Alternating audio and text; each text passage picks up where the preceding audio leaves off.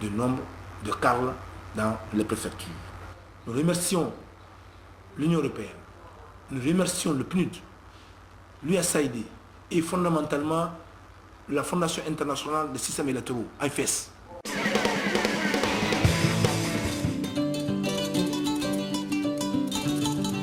Outre les différentes campagnes de sensibilisation tous azimuts, les partenaires bi- et multilatéraux ont également accompagné tout le processus électoral avec des dons aussi divers que variés.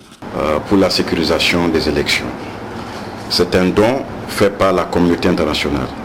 Le système des Nations Unies travaille sur une base volontaire. Et ce que nous sommes en train de faire, ça provient de la contribution de l'Union européenne, la France, les États-Unis, des pays amis qui tous contribuent leurs efforts pour qu'on puisse avoir une élection apaisée. Donc, au nom de toute cette communauté-là, que j'ai fait ces dons. On a beaucoup insisté sur la nécessité qu'il y ait à ce que la FOSEPEL soit rendue opérationnelle le plus rapidement possible. Les partenaires ont été sensibilisés. Au niveau du PNUD, au niveau des Nations Unies, il y a des efforts qui ont été faits. Ce sont ces efforts qui ont permis donc d'acquérir un premier lot d'équipement qui est là, qui va vous être remis, étant entendu que d'autres équipements parviendront.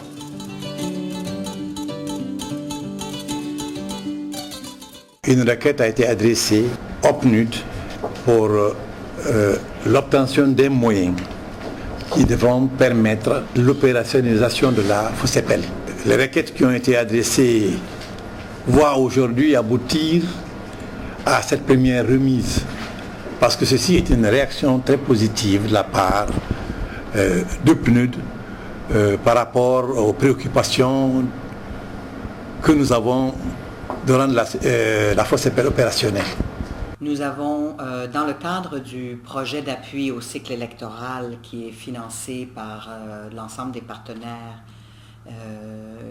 dont l'Union européenne, je dirais en majorité, et aussi qui est administré par le PNUD, ici en Guinée, IFES a eu la chance vraiment d'avoir un fonds significatif pour renforcer les capacités des différents acteurs du processus électoral. Donc, au-delà de notre appui technique à la CENI, nous avons eu à organiser une série de formations juste avant le premier tour du 27 juin. Nous avons eu à former les autorités déconcentrées en partenariat avec le ministère de l'administration du territoire et des affaires politiques. On a eu à renforcer, à former, si on peut utiliser cette expression-là, les gouverneurs, les préfets, les sous-préfets et aussi les élus locaux avec le ministère de la décentralisation et du développement local. On a eu à renforcer aussi les capacités des démembrements de la CENI, les trésoriers par exemple, et aussi pour mieux asseoir la cogestion.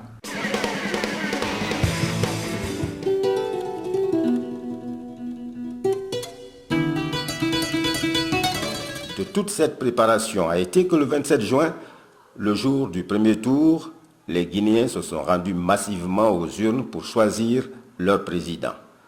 Jamais élection en Guinée n'a suscité un tel engouement. Le tout sous l'œil vigilant de la FOSEPEL. À chaque tournant décisif de notre histoire, le peuple de Guinée a toujours démontré qu'il est un peuple digne. Il vient encore de le démontrer aujourd'hui, 27 juin 2010.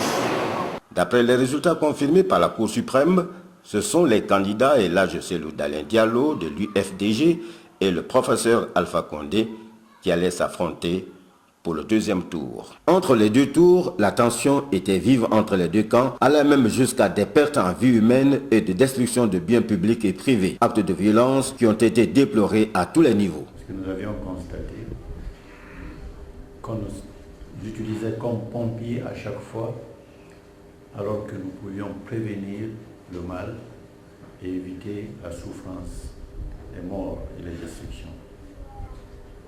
Nous nous sommes dit à l'époque que chaque Guinéen qui tombe, chaque maison qui est détruite, c'est ma maison qui est détruite, c'est mon frère qui est tombé. Et que nous devions faire tout pour que plus jamais aucun Guinéen ne tombe sous les balles ou sous les coups de machette ou des coups et qu'aucune maison ne soit détruite par la vindicte populaire. Chauffeur et ma mécanicien n'a pas de malin que structure n'a rien dans la société civile. Quand on a samba massa fatandera, IFS n'a rien fait qui. Wali la sonne a fait élection féra et t'en as n'a plus. Le programme a consisté à renforcer les capacités des différents acteurs du processus électoral, y compris la CENI et ses démembrements, le ministère de l'Administration du Territoire et des Affaires politiques et ses autorités déconcentrées, ainsi que la sensibilisation des populations et un appui à la société civile.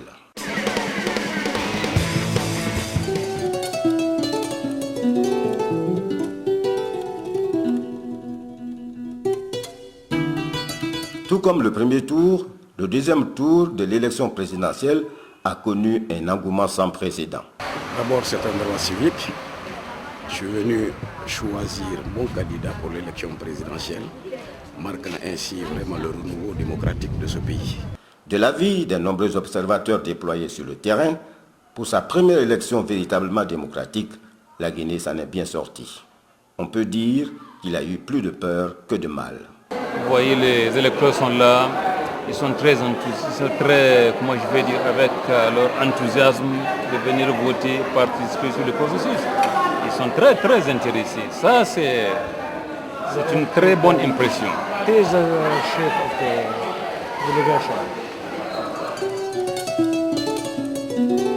Les résultats définitifs du deuxième tour, proclamés par la Cour suprême, ont donné le professeur Alpha Condé gagnant. Répartition des suffrages par candidat. Premièrement, Alpha Condé, 1 474 973, soit 52,52%. Deuxièmement, Mamadou Sellou Dalen Diallo, 1 333 666, soit 47,48%. En conséquence, le candidat du Rassemblement du peuple de Guinée, M. Alpha Condé, ayant obtenu 1 474 973 voix, soit 52,52% des suffrages exprimés, est élu président de la République de Guinée.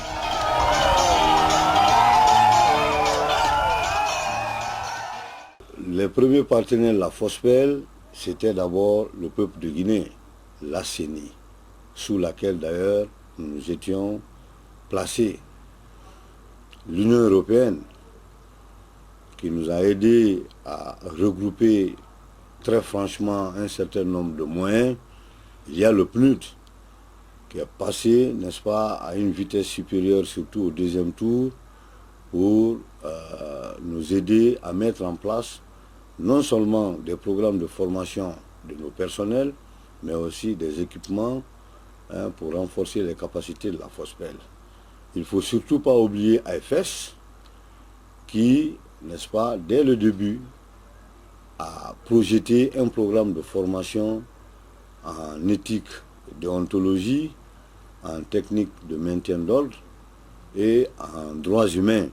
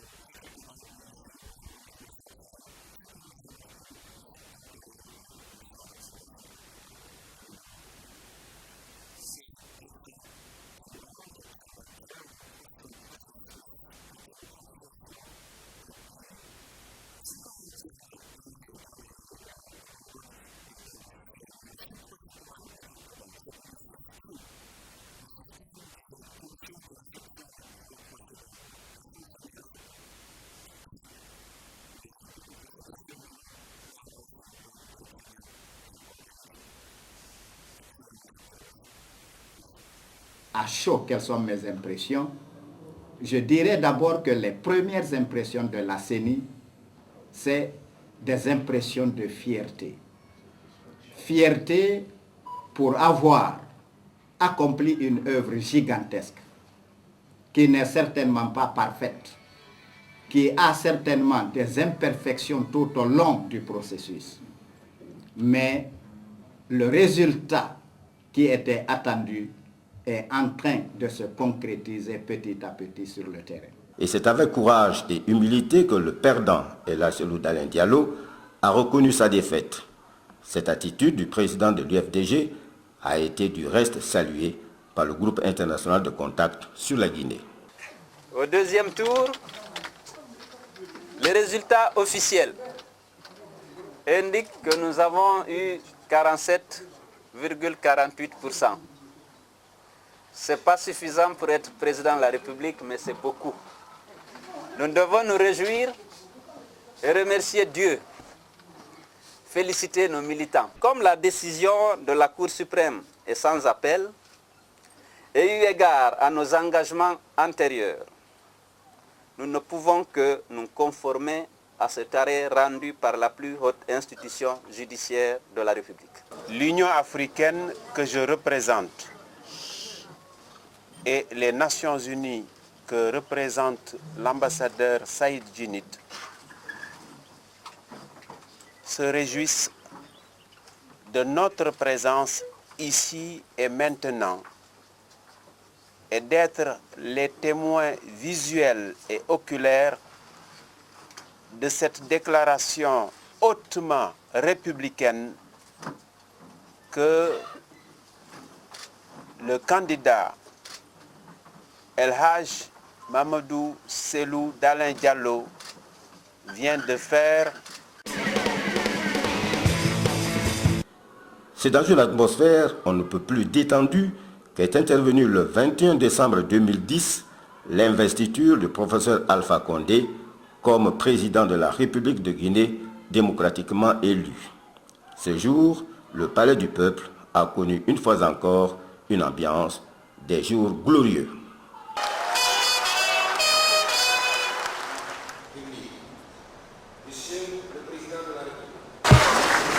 Moi, Alpha Condé, président de la République élu conformément aux lois, je jure devant le peuple de Guinée et sur mon honneur de respecter et de faire respecter scrupuleusement les dispositions de la Constitution, des lois et des décisions de justice. Je défends les institutions constitutionnelles, l'intégrité du territoire et l'indépendance nationale. En cas de parjure, que je subisse les rigueurs de la loi.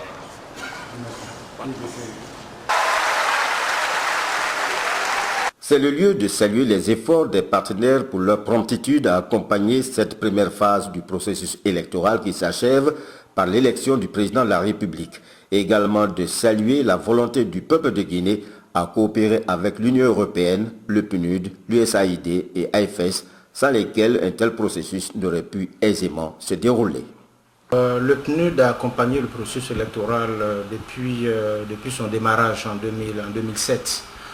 Nous pouvons aujourd'hui nous réjouir du fait que l'assistance technique que nous avons apportée, parce que finalement c'est cela, on a apporté une assistance technique, et on a pu également en tant que PNUD avoir la confiance des partenaires extérieurs, les partenaires bilatéraux, mais également les partenaires multilatéraux, qui nous ont fait confiance. Et donc nous avons travaillé étroitement avec les structures chargées de la conduite du processus électoral, en l'occurrence la CENI, pour mettre en place des cadres de coordination qui ont permis véritablement de faire en sorte que les différents partenaires puissent être informés au jour le jour sur le déroulement du processus. Donc aujourd'hui, nous sommes satisfaits du bon aboutissement du processus électoral. Nous avons bon espoir qu'aujourd'hui une page est tournée et que la Guinée va amorcer une nouvelle page de son histoire. On a eu aussi, avec un appui de USAID, la possibilité d'engager pratiquement une centaine d'assistants techniques qui ont été déployés à travers le pays, qui ont joué un rôle vraiment très important au niveau de l'organisation de ces élections-là. J'aimerais juste vraiment en fait, rendre hommage à la population guinéenne qui, encore une fois, vraiment a démontré sa maturation politique.